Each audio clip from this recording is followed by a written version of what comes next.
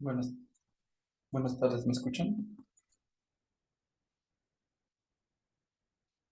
Sí, doctor.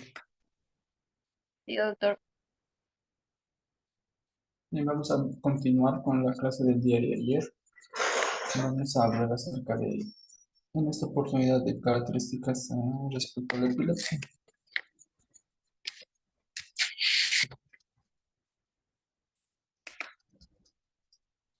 Bueno, hay que recordar que la epilepsia tiene que tener un tratamiento individualizado. No se le puede dar un tratamiento a un paciente como si fuera un protocolo para todos. Este tipo de tratamiento es individualizado.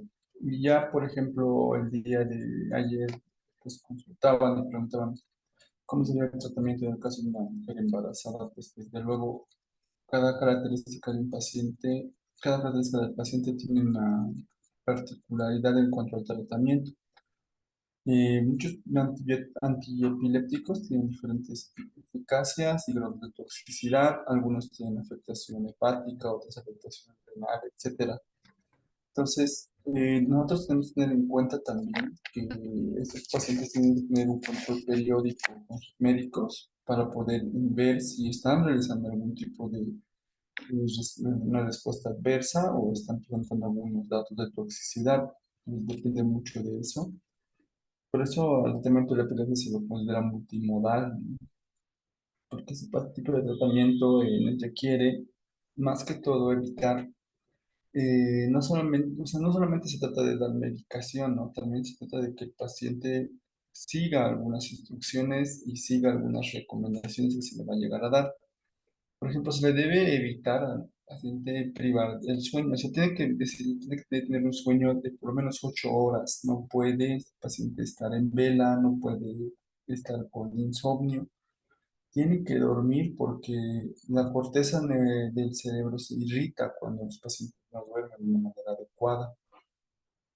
Se debe evitar la recurrencia, vale decir que en estos casos, en estos pacientes, cuando son muy resistentes a los antiepilépticos, cuando se asocia a dos o tres, y en el caso, como habíamos hablado ayer, de la esclerosis temporal mesial, cuando el hipocampo presenta una esclerosis como tal, estos pacientes son candidatos a sufrir, a tener que pasar por cirugías. Entonces, cuando a estos se les hace una lobectomía, en este caso, como se puede ver en el gráfico de abajo, también es una de las maneras en las cuales se puede controlar la epilepsia, no simplemente con fármacos.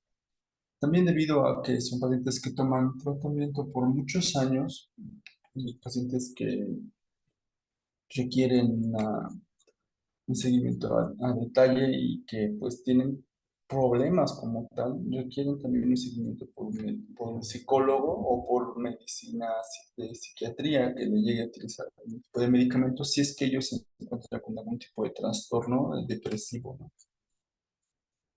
Al mismo tiempo tenemos que, antes de tratar una epilepsia, ver si este tipo de epilepsia, esas crisis de epilepsia no son secundarias, ¿no? Si estos pacientes están convulsionando porque tienen algún trastorno metabólico, afectación electrolítica o en el azúcar, los pacientes con una corrección adecuada de estos trastornos metabólicos será suficiente para poder controlar sus crisis. En otro tipo de contextos en los cuales las crisis han sido causadas por intoxicaciones, teofilina, cocaína, esos pacientes tampoco requerirán un tipo de tratamiento antiepiléptico. Entonces, todas estas crisis epilépticas secundarias a algún tipo de trastorno, ya sea alteraciones de los electrolitos, azúcar, etcétera, pues esos pacientes no requerirán un tratamiento antiepiléptico.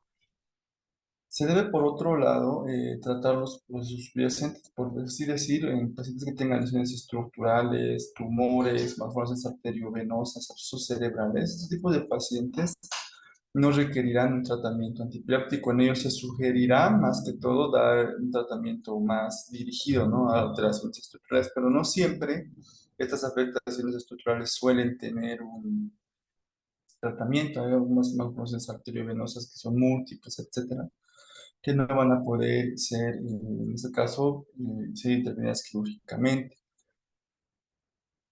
Bien, también hay que tener en cuenta que estos pacientes que han sido sometidos a cirugía de epilepsia Una vez que el foco epileptógeno ha sido detectado por estudios funcionales, los pacientes no van a retirarse el antiepiléptico de una manera muy pronta. Por lo menos después del postquirúrgico van a requerir un tratamiento con antiepilépticos por al menos un año, ¿no? Y una vez que estos pacientes estén libres de convulsiones por un año, recién se les va a poder retirar el antiepiléptico de manera progresiva, que es otro principio que se da en la clase de hoy. Cuando se retira el antiepiléptico, pues el mismo no debe retirarse de manera brusca, sino de manera progresiva. Se debe evitar desencadenantes, ¿no? Se debe evitar, como vuelvo a decir, que el paciente tenga insomnio, que se prive del sueño, se debe evitar que el paciente con epilepsia consuma alcohol, que tenga un exceso de pantallas en la noche, porque los estímulos luminosos irritan la corteza cerebral. En algunos tipos de epilepsia que el desencadenante sea música o voces específicas, en esos casos también se debe tener en cuenta evitar ese tipo de desencadenantes. Porque el paciente con crisis epilépticas, el paciente epiléptico conoce su enfermedad, sabe cuáles son los factores desencadenantes y más allá de avisar al paciente que evite este tipo de estímulos, recomendar a los cuidadores y a los familiares que estos estímulos sean también controlados por ellos. Bien, volvemos a ver esta parte del tratamiento antiepiléptico, entonces se tiene que tener en cuenta varias cosas, ¿no? Si el tipo de convulsión que tiene el paciente, ya sea focal o generalizada, ya sea de tipo mioclonías o el tipo de ausencia, ¿cuál de todos los antiepilépticos será más eficaz para tratar este tipo de crisis? ¿Y qué tipo de efectos adversos puede generar? Algunos antiepilépticos en el inicio del tratamiento pueden generar sedación, por eso se inicia el tratamiento de manera progresiva también, para ver qué tan tolerable es el paciente a los efectos adversos. Si es que tendrán problemas o sea, tendrán una marcha táxica, tendrán mucho desequilibrio, tendrán visión doble, son cosas que hay que recomendar al paciente que al principio puede presentarlo o puede presentarlo cuando esté presentando intoxicación por estos medicamentos. Se debe tener en cuenta también que ellos deben avisar si presentan alguna lesión en la piel, ¿no? Si están presentando lesiones en la piel, entonces estos tipos de pacientes están presentando respuestas idiosincráticas. Un tipo de alergia a los antiepilépticos se puede manifestar con lesiones exantematosas en la piel. También puede haber otro tipo de reacciones como la supresión de la médula ósea o la toxicidad. Se recomienda, por tanto, a esos pacientes pedirles estudios laboratoriales. Si estamos nosotros sospechando que el paciente que va a tomar medicamentos por muchos años está empezando a presentar lesión hepática, porque más del 80% de los medicamentos se sabe que tienen pues, un metabolismo hepático, sobre todo hay muchos antiepilépticos, entonces tenemos que tener unos laboratorios basales, ¿no? Saber cuánto están nuestras amenazas al empezar el tratamiento y hacer controles regulares de 2 o 3 veces al año, controles laboratoriales que puedan verificar que no están generando lesión hepática a estos medicamentos. Y también biometría hemática, porque una de las reacciones igual que se pueden esperar son la supresión de la médula ósea, pacientes que lleguen a tener anemia o que lleguen a tener disminución o leucopenia o a la vez una visitopenia combinada con plaquetopenia. Entonces hay que tener mucho cuidado al momento de hacer seguimiento en ese tipo de pacientes. Se debe aplicar también las pruebas genéticas en países en los cuales se tenga acceso a las mismas. En sospechas de síndromes epilépticos también, porque si nosotros tenemos en cuenta algún tipo de epilepsias porque están generadas por ciertos genes, por ejemplo, una lista grande que trae el libro de Harrison, mencionando, por ejemplo, voy aquí unos ejemplos, por ejemplo, el ALDHTA1, que en este caso el tratamiento será exclusivamente con piridoxina y no así antiepilépticos. Entonces, de esa manera, es un ejemplo que podemos dar en que no todas las epilepsias se tratan con antiepilépticos. Estamos frente a un escenario en el cual No, tenemos crisis epilépticas de difícil control, crisis epilépticas de difícil control, el estudio genético nos guiará y nos mencionará si este paciente evidentemente requiere o sea, tratarse sus crisis epilépticas o un tratamiento antiepiléptico. Por ejemplo, hay otros, como por ejemplo las afectaciones a nivel del gen ¿qué? CSN1A, que son afectaciones del canal de No sodio me envió por eso. Estos pacientes tendrán pues afectación, no podrán ser tratados como antiepilépticos porque estos antiepilépticos empeorarán sus crisis epilépticas. Y así hay varios ejemplos y pues que nosotros nos lleva a entender que un tratamiento polimodal de la epilepsia requiere también de un estudio genético. Respecto a las crisis epilépticas focales, que ya pues hemos descrito ayer bien las características, marcha jacksoniana, algunos que tienen parecida de TOD, algunos que no tienen compromiso de la conciencia, la mayoría de las crisis focales requerirán un tratamiento antiepiléptico con las listas que se menciona acá. Como ejemplo la carbamazepina, que es el más accesible en comunidades de Bolivia, por ejemplo, que no tienen un libre acceso a los medicamentos. La mayoría de estos cuentan con carbamazepina, entonces a veces por eso se utiliza este medicamento. Sin embargo, muchas de las guías de epilepsia y muchas recomendaciones que se tienen sobre el manejo de la epilepsia mencionan que la carbamazepina presenta muchas reacciones adversas, dentro de ellas la que había mencionado, la visitopenia, ¿no? Que empieza con leucopenia y anemia plástica. Entonces, es muy importante que los pacientes tengan un control continuo de lo que son la biometría hemática. Por otro lado, la lamotrigina también es un medicamento ideal para las crisis focales. Sin embargo, se ha mencionado que suele presentar en muchos pacientes, porque hay una predisposición genética desde luego, que lleva a que la mayoría de nosotros llegue a desarrollar respuestas adversas en nivel cutáneo con el uso de la lamotrigina. Respecto a la difenidantoína, que es también conocida como fenitoína, esta suele generar problemas relacionados sobre todo al hirsutismo. Entonces, si tienes en caso una paciente mujer y tienes otro tipo de disponibilidad de medicamentos, puedes optar por otros antes de utilizar lo que es la iractoína. Porque pues a paciente le va a generar hirsutismo, le va a generar características masculinas. Entonces, eso pues desde luego no es ideal, ¿no? Las mujeres, la reproductiva, mujeres jóvenes.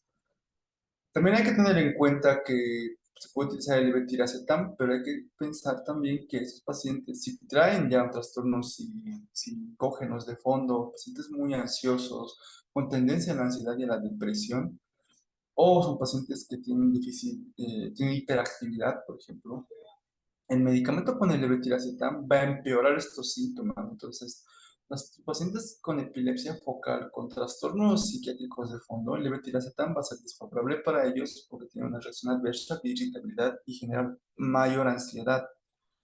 Hay otro antiepiléptico como es el topiramato. Esos pacientes están relacionados a los cálculos renales, ¿sí?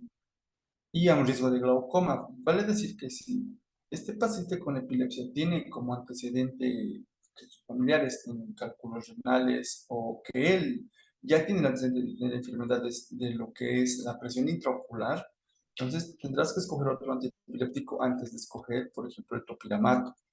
Respecto al ácido valproico, el ácido valproico es un medicamento igual de fácil acceso, un medicamento que se utiliza mucho, pero se prefiere utilizarlo en las crisis focales que se generalizan. El ácido valproico ha mostrado mayor beneficio en aquellas crisis epilépticas que tienen un compromiso de la corteza cerebral generalizada. Entonces, ¿en qué escenarios se pueden utilizar? En las crisis focales que se generalizan, que empiezan focales y luego terminan de una manera generalizada. Como hemos visto, la clásica tónico-clónica generalizada, que hemos mencionado que suele tener síntomas focales, y ese tipo suele ser la crisis focal que progresa a generalizada. Los pacientes suelen beneficiarse del tratamiento con ácido valproico, pero suelen generar problemas hepáticos, problemas en la médula ósea, pues que no desde luego va a nosotros decir que pues vamos a evitar eso. Son respuestas idiosincráticas. No todo paciente va a presentar estas reacciones adversas. Una reacción muy conocida del ácido valproico es la teratogénesis, ¿sí? Entonces, en pacientes que tienen, por así decirlo, están embarazadas, entonces hay que tener mucho cuidado en utilizar este tipo de medicamentos. Las cajas que hablan de ácido valproico mencionan que hay que tener mucho cuidado en presentar, en tratar a embarazadas con ácido valproico. Y al mismo tiempo también suele complicar algún tipo de cuadros en los cuales son, por ejemplo, el síndrome de ovario poliquístico. Entonces, eso igual suele ser unas recomendaciones para no utilizar el ácido valproico en mujeres en edad reproductiva, sobre todo porque puede generar alteraciones en el desarrollo. Y igual existe una lista grande de antiepilépticos que pues también pueden utilizarse en la crisis focal, dentro de ellos a recordar la lacosamida y la gabapentina. La gabapentina es un medicamento que se lo conoce para el tratamiento del dolor neuropático, pero la naturaleza del mismo y la utilidad inicial que tiene la gabapentina y también la pregabalina son medicamentos antiepilépticos como tal, solo que a dosis bajas se les puede utilizar para controlar el dolor neuropático. Bien, y pues que al final ha sido más que todo actualmente en la medicina moderna, más utilizados con ese fin. Ahora, respecto a las crisis generalizadas, se debe pensar más que todo que el ácido valproico y la lamotrigina y el levetiracetam son los más utilizados en estos casos, ¿sí? Son los más importantes y los más utilizados. El ácido valproico será utilizado sobre todo en tipo de crisis epilépticas de ausencia, mioclonías y las atónicas. Entonces hay que tener en cuenta que este tipo de crisis epilépticas que presenta tu paciente va a tener una buena respuesta al ácido valproico. El levetiracetam también suele ser utilizado, pero como he dicho que hay que tener en cuenta que este es el medicamento más utilizado en mujeres con epilepsia, teniendo en cuenta que el ácido valproico presentaba reacciones como por ejemplo hirsutismo, tendencia al riesgo de síndrome de ovario poliquístico y también que puede generar problemas en el desarrollo en embarazadas. Entonces, por eso se llega a utilizar mejor el levetiracetam y es el que mejor se puede indicar en mujeres con crisis epiléptica, mujeres con epilepsia. La motrigina, por otro lado, también es relacionado para su utilidad en lo que son las epilepsias del tipo ausencia y la etosuximida para algún tipo de tratamiento para las crisis de ausencia no complicadas. Tener en cuenta que la etosuximida suele tener una reacción adversa porque suele generar alteraciones a nivel de lo que son las células sanguíneas.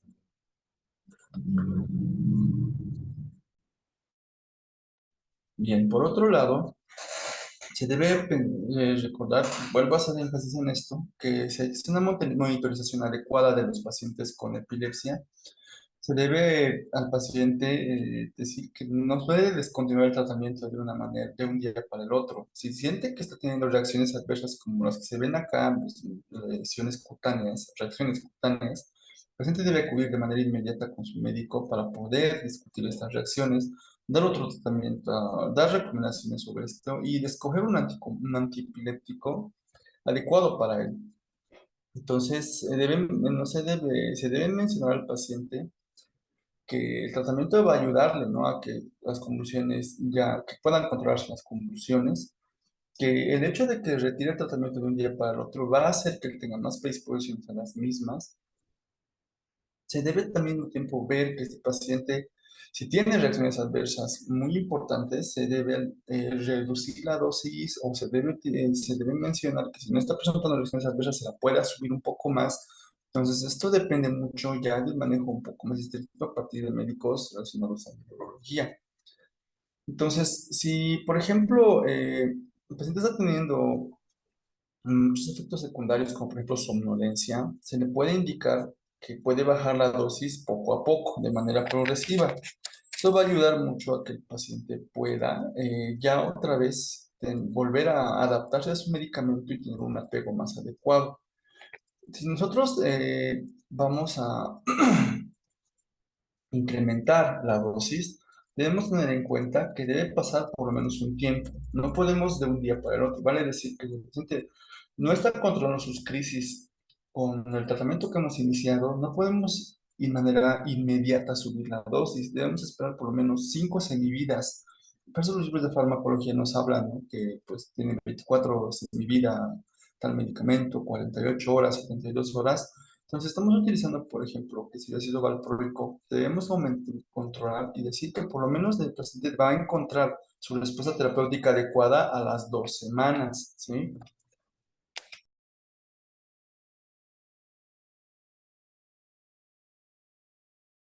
Continuamos. Entonces, respecto a la monitorización, existe una parte del texto que habla de los valores séricos, vale decir, de carbamazepina sérica, niveles de ácido valproico sérico. Estos medicamentos solamente son utilizados para documentar el cumplimiento terapéutico, es decir, cuando nosotros tenemos dudas de que ese paciente esté cumpliendo su tratamiento, solo en esos casos nos sirve estos resultados de laboratorio. no son útiles para poder decir que el paciente está teniendo un tratamiento adecuado, no nos sirve para monitorizar, solo nos sirve para verificar el cumplimiento del tratamiento o cuando estamos escuchando de que hay toxicidad, que las respuestas, que la manera en la que el paciente nos menciona que se siente está generándose por los antiepilépticos. Entonces, vamos a poder ver esto a partir de lo que es los valores en la monitorización, valores del antiepiléptico en sangre. Entonces, debemos determinar que estas dosis adecuadas del antiepiléptico van a ser a partir de que el paciente, cómo están sus crisis, su frecuencia de crisis y si está presentando o no efectos secundarios.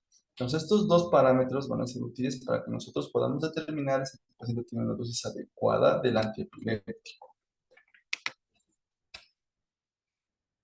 En caso de que nosotros queramos cambiar de antiepiléptico, ya sea porque el paciente está presentando muchas reacciones adversas, no está siendo útil el tratamiento o porque la paciente está embarazada y está con ácido valproico, por ejemplo, debemos seguir esta serie de pasos.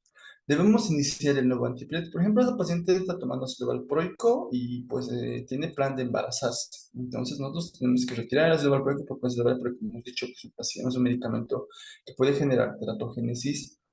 Entonces tenemos que al paciente cambiarle, por ejemplo, a oxcarbamazepina entonces vamos a nosotros iniciar el nuevo antiepiléptico a dosis progresivas. Entonces, vamos a iniciar el medicamento nuevo, la carbamazepina a dosis progresivas, manteniendo el ácido valproico. ¿Sí? No se debe hacer ambas cosas, no retirar y iniciar, sino simplemente iniciar el nuevo antiepiléptico a dosis progresivas. Bien, si el paciente menciona que no tiene crisis epilépticas, entonces no tiene reacciones adversas, entonces recién nosotros vamos a hacer la reducción del antiepiléptico que estamos retirando, para decir, el ácido valproico.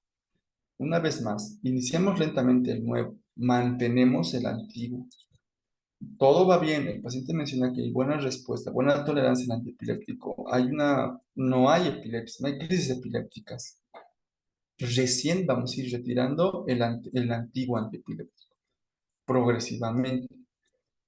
Y ya cuando, para el cuarto paso, se puede continuar ajustando el segundo antiepiléptico, la carbamazepina. Lo vamos ajustando según el paciente la tolerabilidad y la presencia de crisis epilépticas. Entonces, hay que tener en cuenta eso, ¿no? Porque primero subir las dosis adecuadas del nuevo antiepiléptico y recién reducir el antiguo. Recordar que ante todo escenario siempre debemos apoyarnos esperar que el paciente se maneje simplemente con un antiepiléptico. Evitar pues, las combinaciones. Aquí está la tabla que maneja el Harrison respecto a los antiepilépticos de primera elección y los alternativos. Y acá en la primera elección están los antiepilépticos clásicos que la mayoría conoce. Lamotrigina, levetiracetam, carbamazepina, oscarbamazepina, lamotrigina, topiramato, de las que las reacciones adversas, las más importantes, ya las he mencionado. Recuerden acá que esta tabla, que el medicamento antiepiléptico que más se va a utilizar o el que más efectividad te va a generar, porque, o sea, que te va a dar si tú dudas del tipo de semiología epiléptica que estás haciendo, el antiepiléptico que se puede ver en todos los tipos de crisis, ya sea en la generalizada, en la focal, en la tipo de ausencia o en los tipos atónicas o atípicas, en todos los escenarios la lamotrigina ha mostrado evidencia para poder ser útil. Entonces, como pueden ver, la lamotrigina será aquel antiepiléptico que te va a poder responder, que te va a poder ayudar a controlar las crisis epilépticas en la mayoría de los pacientes. Sin embargo, recuerden que es una de las que presenta más reacciones adversas, por eso todavía se las tiene un poquito en vigilancia. ¿Cuándo suspendemos el tratamiento? La suspensión del tratamiento puede ocurrir cuando el paciente está al menos 5 años libre de crisis, cuando las crisis son del tipo generalizado, cuando tú lo valoras si tiene un examen físico normal y el test de inteligencia es normal, cuando no hay antecedentes familiares de crisis epiléptica y ya ha mostrado unos últimos estudios de electroencefalograma normales. Entonces, en este tipo de pacientes se puede considerar la suspensión del tratamiento. Entonces, aquí va otra vez eso que hablábamos, que no todo paciente con epilepsia va a tomar tratamiento toda su vida. Hay algunos casos, algunos pacientes que se les puede retirar el medicamento antiepiléptico. Reducción del tratamiento no va a ser brusco, va a ser gradual. Se puede por lo menos, se tiene que tomar como 3 meses de una reducción progresiva de las dosis del medicamento hasta poder decir que el paciente pues, salga de las crisis. Se puede decir que a este paciente se tiene que darle recomendación de que no haga actividades que requieran de una atención continua, por ejemplo, conducir, ¿no? Si está en un momento en el cual se le está retirando el antiepiléptico, debe estar bajo vigilancia completa, debe haber alguien que esté pendiente de él, ¿no? Un familiar, una amistad, porque este paciente tiene mucha predisposición a reiniciar crisis epilépticas cuando se le está retirando. Entonces, se debe tener en cuenta que no debe realizar actividades peligrosas como nadar o manejar maquinaria pesada, por ejemplo. Ahora, por otro lado, ¿en quiénes se considera la epilepsia resistente? Se ha visto que un tercio de los pacientes, un 33%, no responde con un solo antiepiléptico. En esos casos, al tener pacientes con epilepsia resistente, se debe combinar al menos dos diferentes epilépticos, uno de primera línea y lo primero que se puede hacer es utilizar un medicamento de primera línea más otro de primera línea con un mecanismo de acción diferente. En ese caso, por ejemplo, carbamazepina más ácido valproico. O en otro caso, combinar tres antiepilépticos, uno de primera línea, uno de segunda línea y recién agregar uno de segunda. En algunos pacientes que tienen muchas mioclonías, se puede asociar el ácido valproico con el levetiracetam, el clonazepam o el clobazam. En pacientes que tienen ausencia resistente, se puede utilizar ácido valproico con la etosuximida. Entonces, se debe tener en cuenta que estas recomendaciones que estoy dando se le están dando porque se conoce ya las interacciones que pueden tener estos fármacos. En caso de usar tres fármacos y existe un control adecuado, pasado algunos meses de un control de las crisis, o sea, vale decir que las crisis ya han cedido, se puede pensar en retirar al menos alguno de estos antiepilépticos. En pacientes que tienen resistencia a la epilepsia, recordar que también pueden considerarse ser candidatos a un tratamiento quirúrgico, sobre todo que la mayoría de los pacientes que hacen resistencia farmacológica son pacientes con esclerosis temporal mesial. Estos pacientes podrán beneficiarse de epilepsia del lóbulo temporal o epilepsia de un área focal circunscrita como tal, siempre y cuando su epilepsia está evidenciada por estudios funcionales y se pueda ver evidentemente cuál es la zona epileptógena, si es pequeña y no va a generar problemas a nivel de lo que es más adelante secuelas neurológicas. Existen diferentes tipos de cirugías que se le realizan a estos pacientes. La más conocida es la lobectomía temporal, la amígdalo hipocampectomía es otra. Las que se pueden hacer lesiones neocorticales localizadas, como he mencionado, por estudios funcionales, ¿no? Que se evidencian por la resonancia magnética, estudios de evidencia de emisión de positrones, etcétera. Te los menciona así de una manera bien superficial la parte del texto.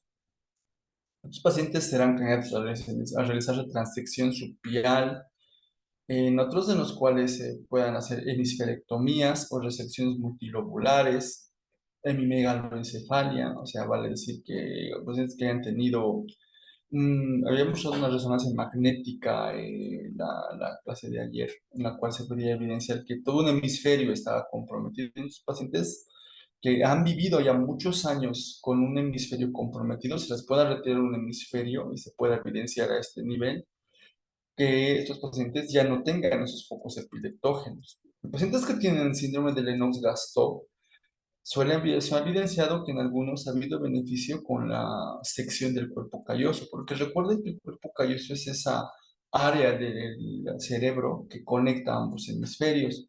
Entonces, deteniendo la crisis de un hemisferio para que no pase al otro, se puede detener este tipo de crisis generalizadas, teniendo en cuenta que el Lennox-Gastaut tiene una variedad muy importante de crisis epilépticas. Las complicaciones del tratamiento quirúrgico son raras, ¿no? Suelen ser menores al 5%. Y se ha visto que beneficia mucho, por lo menos en más del 70%, los pacientes han quedado libres de crisis o por lo menos se ha llegado a la monoterapia. ¿Sí? O sea, se ha podido controlar simplemente con un medicamento. De pacientes que requerían 3 hasta 4 antiepilépticos, ahora simplemente usan uno y tienen un control adecuado, o sea, pueden volver a tener una calidad de vida adecuada. Entonces, la cirugía está demostrada que disminuye la frecuencia de crisis y también mejorar la calidad de vida de estos pacientes. Ahora, por otro lado, respecto al estado epiléptico, estoy pasando, ya hemos hablado de tratamiento quirúrgico, y ahora el estatus epiléptico como tal, que es una emergencia, es algo que se ve en las salas de urgencias todo el tiempo. Los pacientes de crisis epilépticas, el estado epiléptico como tal, se puede conceptualizar de la siguiente manera. Son crisis epilépticas continuas, ¿sí? O repetidas, que tienen alteración de la conciencia en el periodo posictal. Vale decir que estos pacientes, las que presentan el estado epiléptico como tal, no recuperan la conciencia por más de 5 minutos. Hemos hablado de que en semiología de crisis epilépticas que estas suelen durar 1, 2, hasta 3 minutos. Pero cuando el paciente presenta una crisis tras otra, tras otra, tras otra, por más de 5 minutos, este paciente tiene un estatus epiléptico y este paciente va a necesitar que se intervenga de una manera rápida porque esos pacientes pueden llegar a fallecer. El estado epiléptico convulsivo es ese, ¿no? El paciente que presenta, se evidencia, se puede evidenciar esto si el paciente está con un electroencefalograma. Se puede evidenciar el trazado patológico, los grafoelementos epilépticos en otros pacientes y se puede evidenciar que por más de 5 minutos está presentando estos grafoelementos. Pueden considerar a esos pacientes como también un estado epiléptico. Ahora, hay algunos que no necesariamente hacen convulsiones, algunos que se quedan con una ausencia continua o hacen ausencias una tras otra, acaba una, empieza otra, segunda empieza otra, o crisis focales que duran mucho tiempo, pacientes que han tenido una disminución de la conciencia súbita, estos que acá ya el tiempo es más diferente, ¿no? Entre ellos, ya si son más de 15 minutos, se puede considerar que ya está en un estado epiléptico no convulsivo. Normalmente los pacientes requieren una intervención hospitalaria, no se los puede manejar de una manera ambulatoria o en centros médicos que no tengan los recursos adecuados, porque estos pacientes requieren intubación, requieren una monitorización completa, requieren administración de drogas endovenosas y un control adecuado de los signos vitales. Entonces, no todo paciente con estado epiléptico va a poder ser manejado en un centro pequeño, siempre va a requerir que sea transferido a un nivel mayor, pero para ello tú tienes que hacer un diagnóstico adecuado del estado epiléptico y eso parte que pues sepas cuánto tiempo pasa, ¿no? Y hemos dicho que en crisis epilépticas más de 5 minutos ya se lo considera un estado epiléptico. Y es importante y porque estos pacientes sean valorados por un personal con experiencia, porque puede provocar disfunción cardiorrespiratoria, alteraciones metabólicas e incluso algunos pacientes lesión neuronal irreversible. ¿Por qué pasa el estado epiléptico? ¿Por qué se genera el estado epiléptico? Porque puede este paciente haber suspendido su tratamiento, ya sea por motivos económicos, motivos sociales, que el paciente pues no haya podido comprar su tratamiento, que pues considere que le está haciendo daño y lo deje de tomar un día para el otro. Esos pacientes son pacientes que pueden entrar en un estado epiléptico, pacientes que se han enfermado, epilépticos que se han enfermado, que hayan tenido un debut diabético, se hayan presentado alguna infección a nivel del sistema nervioso, una neumonía, tal vez. Los niños, a veces una infección de tracto urinario suele empeorar sus crisis epilépticas, que estén con toxicidad de los fármacos. He visto que en epilépticos que tienen tumores en el sistema nervioso también son muy predisponentes a presentar estatus epiléptico, que hayan tenido un trauma, un golpe, por la misma característica de sus crisis epilépticas, han caído y pues están presentando también días después mayor aumento de las crisis epilépticas. Entonces, este algoritmo maneja el Harrison y bueno, también lo he podido acá dividir en dos partes. Porque tenemos que recordar que cuando tenemos al paciente en un estatus epiléptico, lo primero que tenemos que hacer es administrar benzodiazepinas, ¿sí? La benzodiazepina ideal, el lorazepam LZP está mencionado acá, la dosis clonopasa también, o el midazolam. Sin embargo, en nuestro país, el medicamento que está más accesible es el diazepam, ¿sí? Entonces, no por el hecho de que no tengamos una benzodiazepina en la mayoría de los hospitales, pues no vamos a dar nada al paciente. Él requiere como primer tratamiento, como primer medicamento a ser indicado, una benzodiazepina y en ese caso, si es el diazepam, se le indica el diazepam.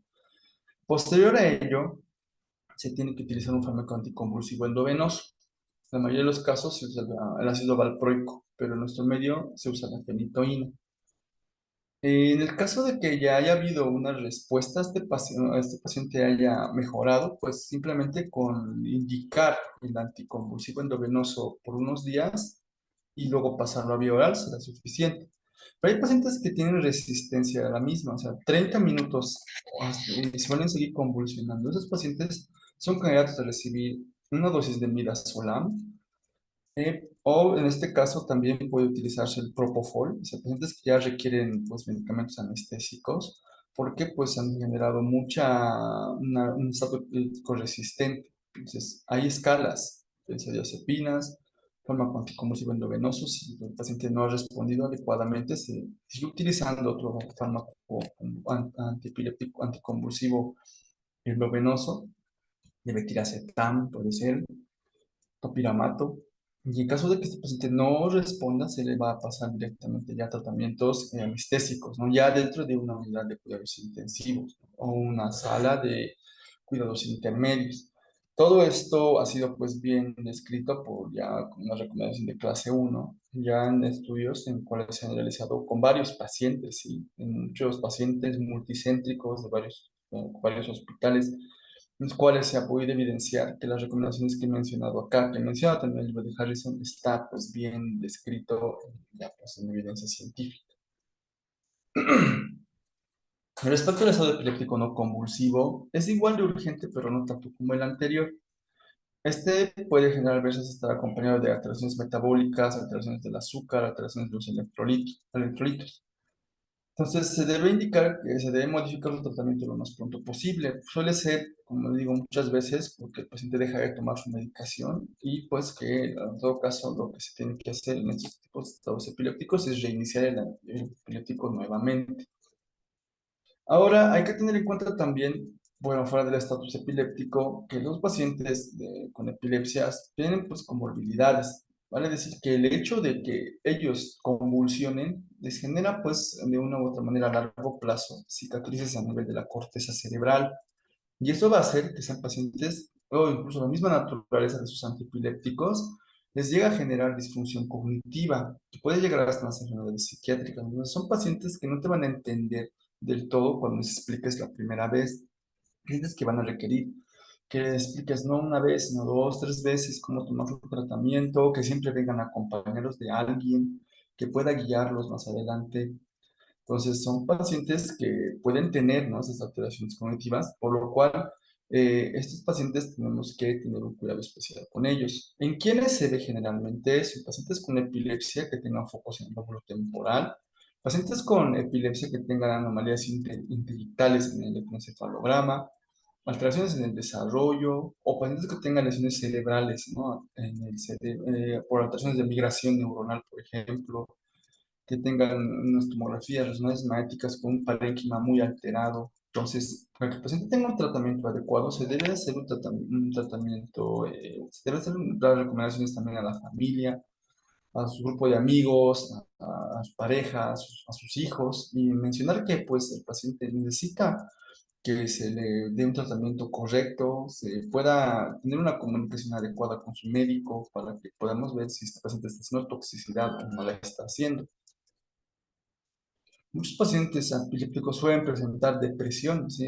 Por lo menos 2 de 10 pacientes presentan esta complicación. ¿Por qué? Porque son pacientes que tienen que tomar medicamentos toda su vida, viven con el miedo de convulsionar, entonces es normal que ellos lleguen a tener ese tipo de trastornos. Y son pacientes que tienen que recibir un tratamiento, tienen que ser seguidos por médicos, sí, por médicos psiquiatras, psicólogos, que den un tratamiento adecuado a ellos. Por eso es que muchos pacientes con epilepsia tienen una alta tendencia al suicidio. Antidepresivos tricíclicos ayudan a reducir el umbral convulsivo, así que hay que tener cuidado con eso. Por eso es mejor utilizar los inhibidores de captación de la serotonina. Y a pesar de que presenten aumento en la frecuencia de las crisis, suelen presentar, o sea, el hecho de que ellos noten que últimamente el medicamento no les está funcionando, los pone en un estado de ansiedad y esto va a generar, porque es un gatillante de las crisis epilépticas, va a generar que ellos estén teniendo incluso mucho mayor aumento en sus crisis epilépticas. Es un círculo vicioso, ¿sí? el medicamento necesita aumentarse generalmente desde el tratamiento o en algunos casos como estos, dar ansiolíticos. Respecto al SUDEP, que es la muerte súbita por epilepsia, suele generar esto, suele ocurrir en algunos tipos de pacientes, pacientes que viven con crisis epiléptica generalizada tónico-clónica, los que no toman su medicación de manera adecuada, la toman cuando quieren o consideran que el medicamento, o toman solo cuando están con convulsiones. En pacientes epilépticos que han empezado o han debutado con crisis epilépticas a tempranas edades, o pacientes con tratamiento de difícil control. Entonces, estos pacientes suelen fallecer durante la crisis epiléptica, entonces hay que tener mucho cuidado al paciente, darle la información, recomendarle y tener un cuidado especial en pacientes que desde muy temprano han tenido crisis epilépticas, dudan mucho de su tratamiento o son pacientes de difícil control. Respecto a otra miscelánea respecto a la epilepsia, en el caso de las mujeres, existe un capítulo muy importante que se conoce como la epilepsia catamenial, que es aquellas pacientes que suelen convulsionar más en los días que presentan su periodo. Entonces, ¿esto por qué se causa? Generalmente porque existen cambios en los niveles de estrógeno y progesterona bruscos, y esto genera una sobreexcitabilidad neuronal. Por otro lado, también el hecho de que haya cambios en estrógeno y progesterona también altera los cambios de concentración del antiepiléptico, porque las proteínas transportadoras suelen transportar al mismo tiempo hormonas y también suelen transportar medicamentos. Entonces, el antiepiléptico está con una concentración más alterada durante este periodo de tiempo. Por otro lado, algunos pacientes suele ser, también es otra teoría, que durante la menstruación no suelen tener un sueño reparador como otros días. El dolor no les da un sueño adecuado. Entonces suele ser otro dato más para que estas pacientes viven con epilepsia en sus días en el periodo menstrual tengan más predisponencia a convulsionar. ¿Qué se hace en estos casos? Que el paciente te va a decir eso. Le aumentas la dosis durante unos días antes, 2 días antes de la menstruación. Hay un poquito de problemas con pacientes que no tienen ciclos regulares. Y otros pacientes en los cuales puedes ayudarles con tratamiento hormonal, hidroxiprogesterona, progestógenos naturales, dosis que puedan ser corroboradas con un médico ginecólogo. Respecto al embarazo, pues es muy importante tener en cuenta que una mujer puede gestar sin problemas, ¿sí? Pero debe haber una planificación familiar. A estos pacientes se les debe dar sí o sí ácido fólico semanas antes del embarazo. Entonces, eso es una recomendación muy importante cuando abordas a una paciente epiléptica por primera vez, que ella puede tener un embarazo normal, pero debe tomar meses antes el ácido fólico para poder evitar alteraciones a nivel del tubo neural, que es una complicación que presentan frecuentemente muchas embarazadas.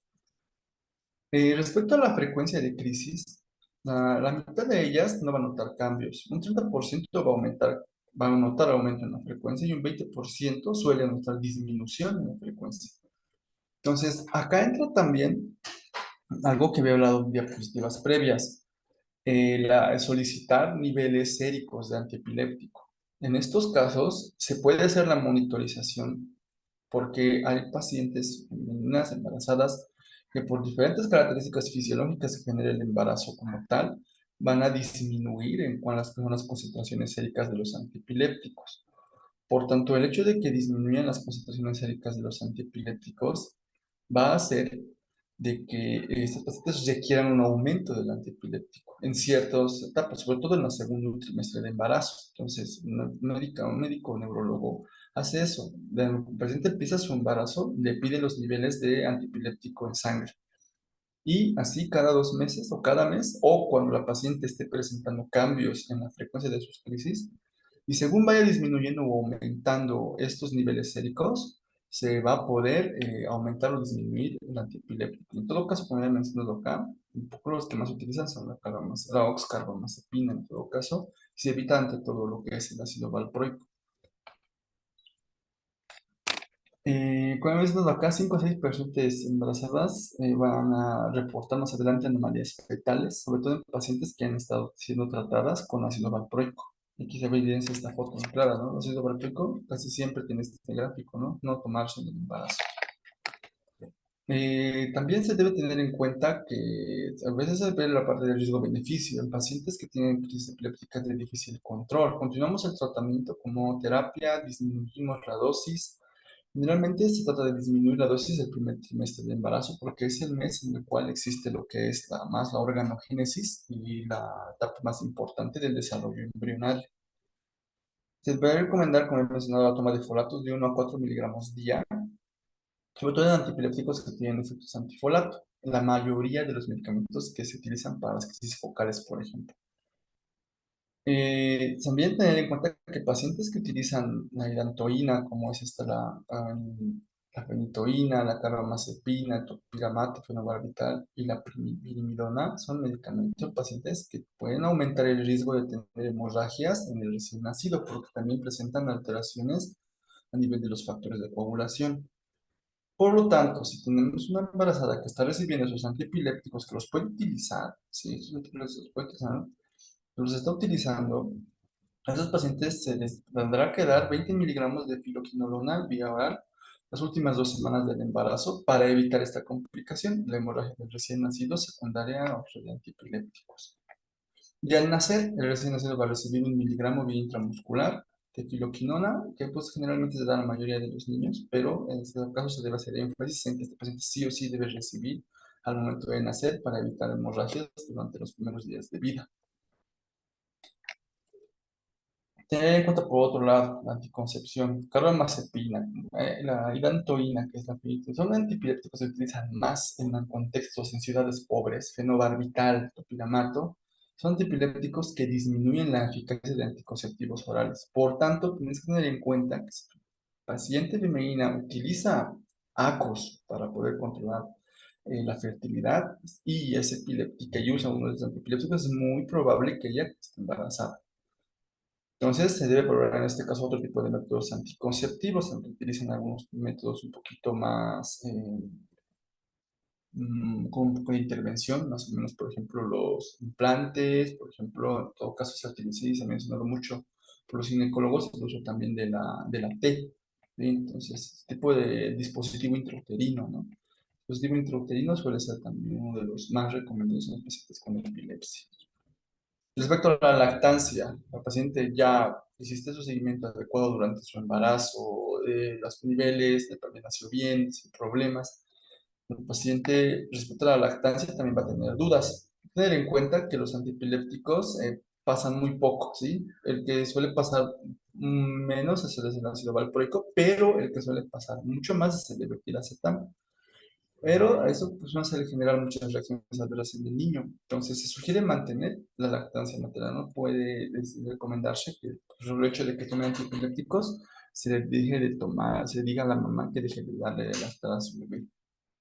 Hay que valorar algunas cosas. Por ejemplo, cuando se utiliza la fenitoína o el fenobarbital o en todo caso se está utilizando medicamentos como el clonazepam, valorar si el paciente, si el neonato tiene mucho letargo o dificultad para alimentarse. En ese caso, el bebé anda mucho, todo el tiempo durmiendo, habría que reducir un poco la dosis del antiepiléptico o cambiar a otro, en el caso de los pacientes que viven con epilepsia y que están dando de lactar. Entonces, las conclusiones de esta segunda parte de epilepsia habla pues de que la primera línea de tratamiento del estrés epiléptico son las benzodiazepinas, las intravenosas, de preferencia pues, el lorazepam. La segunda línea pues habla de antiepilépticos, la fenitoína, el valproico, el levetiracetam. Bueno, la levetiracetam, por ejemplo, en Bolivia sí está disponible en su dosis en ampollas. En caso de pasar los 20 minutos sin recuperación basal, sospechar de estado epiléptico no convulsivo, muy importante. Se debe considerar primordial el programa continuo durante el abordaje del estado epiléptico, porque el paciente está con compromiso de conciencia. Es muy difícil tú entender que se tiene que sigue o no sigue convulsionando. La única manera de poder verlo es a través de un electroencefalograma continuo. El paciente se le pone los electrodos y te puede ver cómo anda su actividad cerebral.